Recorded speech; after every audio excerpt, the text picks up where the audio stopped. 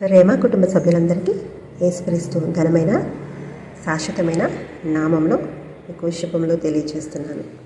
ఈరోజు 3వ భాగంలో ఆత్మీయ అలంకరణ కొరకు దేవుడు మనతో ఏం మాట్లాడుతున్నాడో చూద్దాం.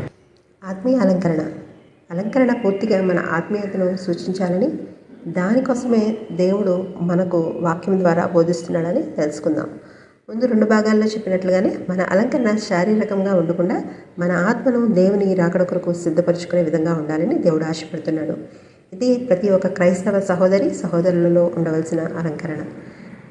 ముఖ్యంగా సత్క్రియల యందు ఆసక్తి కలిగి మనము జీవించాలి. ఎందుకు అంటే సత్క్రియలు మనము కలిగి ఉండడం వలన మన ఆత్మ అలంకరించబడుతుంది.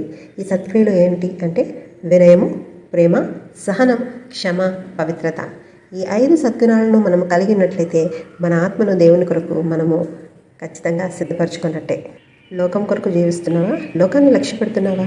ఇర్మియా గ్రంథము 29వ అధ్యాయంలో చెప్పినట్లుగా దేవుడు మన కొరకు ప్రత్యేకమైన ప్రణాళికను కలిగి ఉన్నాడు. మనము ఎప్పుడూ కూడా మనుషులు ఏదైతే లక్ష్య పెడతారో వాటి యందు మన లక్ష్యం ఉంచకుండా దేవుడు లక్ష్య పెట్టి వాటిని మనము కలిగి ఉండాలని ఆశపడుతున్నాను.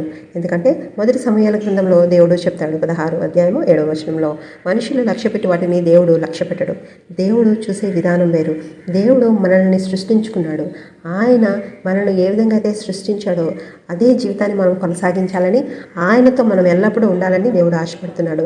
ఈ విధంగా మనము ఆయనతో ఉండాలి అంటే ఖచ్చితంగా మనము సత్క్రియల ద్వారా మనల్ని మనము అలంకరించుకోవాలి.